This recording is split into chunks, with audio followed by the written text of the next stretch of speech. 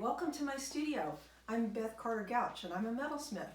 And in my studio you can see all of my fabulous tools that I use to create my jewelry, including incorporating lots of pebbles that I find on my travels. So right here is a rolling mill that I use to add texture to sheet, and I have an anvil for forging. I have a soldering station over here. I've got a bench here and hammers and all sorts of assorted tools there. And this is my bench with my Fordham drill for drilling and polishing. And then all sorts of wonderful hand tools. Here I'm working on a bezel set pebble, and I'm in the process of finishing it. And then I'll be finishing up a couple of prong set pieces of sea glass. And I love coming up to North House there on the shore and finding pebbles to incorporate into my jewelry. So I thought it would be really great to talk about what I look for when I'm picking pebbles for jewelry. If you'll follow me over to my little beach over here, I've created a little beach, and I want to talk about the different characteristics of pebbles that will really make nice jewelry and what I look for. So a lot of people do drilling. So you can do drilling. Here I've drilled a hole into a tiny pebble, and it's been riveted to make an earring. Here the pebbles were drilled in the middle, and then they've created a dangle. Here I have a larger pebble that's been drilled and added as an accent piece on a bracelet. And here you can see I drilled, and then I had a metal tube, so an open rivet, and then the pebble split. And that's one of the challenges of working with Mother Nature. Things like this can happen, and so you just put it aside and start over. So one of the things that I do with pebbles is when I'm drilling them or preparing to drill, I'll sort them out into same sizes. You can see I've got a little baggie of small pebbles and a little bit bigger pebbles. So that way when I'm ready to drill, I already have them pre-sorted. Here I've picked out some pebbles that are really great for drilling. Here you can see this would be great. You could drill a hole on either side. Here you could drill a hole right in the middle. You can also drill sea glass. Then this is a little bit softer. So, and then sometimes people bring in pieces that are really hard and shiny. And you can drill something like that, but it's going to be a lot harder because the rock itself is more dense. So this is probably the easiest to drill right here, the gray basalt. And then when you've got the shiny black basalt, it's a little bit harder, but again, very easy to drill and makes a wonderful accent piece for your jewelry. And you can see here, I'm worried more about just finding a pleasing shape for my piece. I'm not really worried about, is it totally smooth or is it equal on all sides? Now, the other thing I like to do with pebbles is set them in bezels. So here you see a nice piece of basalt pebble that's been set as a bezel and incorporated into a ring. Whoops. Here's another design. So this is a stone on stone. So that's the basalt stone there on the bottom. Here's another bezel set. And you can see here there's kind of a reoccurring theme in that most of these pebbles, they're really similar in height all the way around. And you can see they have something of a round or an even shape. So this is a teardrop. This is more of an oval. This is a nice round. Those are very simple to set in terms of a bezel. This would be more problematic. Let's see here. If I was to try to set something like this, you certainly could, but you can see how this edge here comes out a little bit. So that would be a little more challenging to create the bezel frame around a pebble like that. Or if I had something that had a lot of height to it, again, the bezel frame might not hold it as securely as something that has even height all the way around it. Because one of the things that I like to do is work with the pebbles as I find them.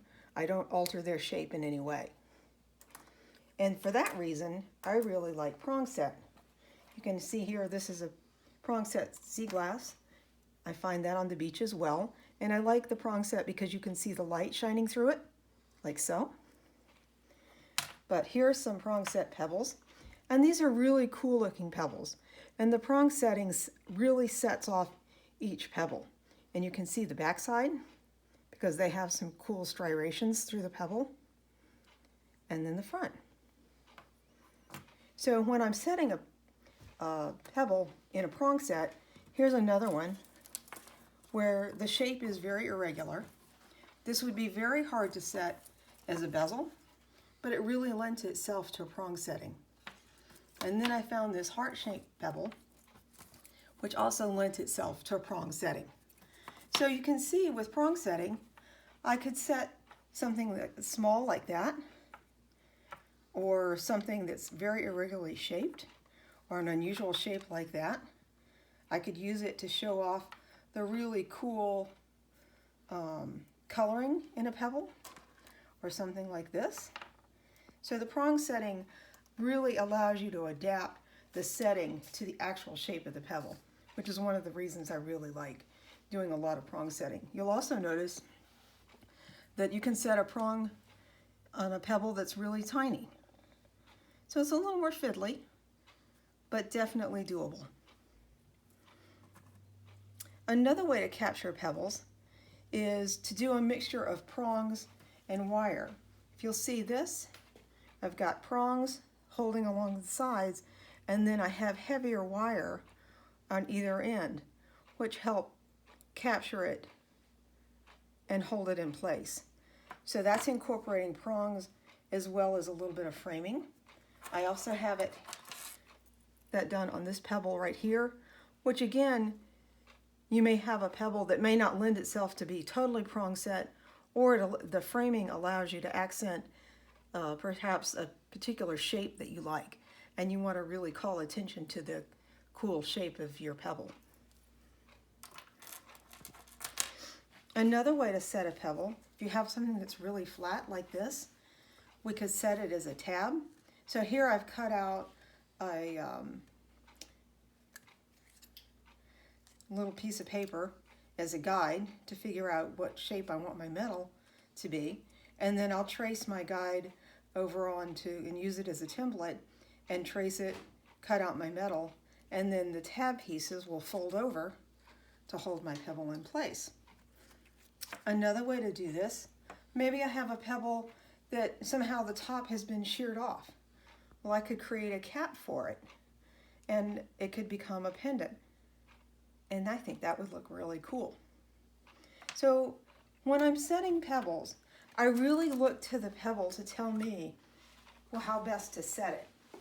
I might do some drawings for some design work to see what might look best. But in looking at the stone, then I let the stone and the pebble tell me what kind of setting fits its shape and what's going to hold and what's going to be comfortable. I think a lot about comfort when I'm creating jewelry. You don't want anything that's too heavy. And if you were to pick up a pebble like this, it's very cool, but be a little awkward for a ring, a little too large for a bracelet. Now you probably could create a belt buckle out of it, which would be kind of fun, but really you want to think about lightweight and ease of comfort. So if I pick up something like this, I'm more likely to use it for display, to show off a finished piece. The other thing is when you look at my bezels, a lot of these bezels, I've picked very regular shaped pebbles. This is not a pebble, but you can see here that the height varies all over the place, but you can still set it in a bezel setting. It's just a little more fiddly. And then this is another setting where the pebble is actually captured in the frame. and then the frame has been riveted together to hold the pebble in there. So these are lots of different ways to capture pebbles, and one of the cool things about this, if you're bezel setting or prong setting or using some of the other captures, then you're really not altering the shape of the pebble. A lot of times the pebbles that we find have really cool coloring or styrations in them, and you want to be able to show that off in the jewelry that you're making. So I hope the next time you're walking on the beach, you think about pebbles in a little bit different manner, and come take one of my classes at the North House Folk School, and let's set some pebbles together. I hope to see you soon.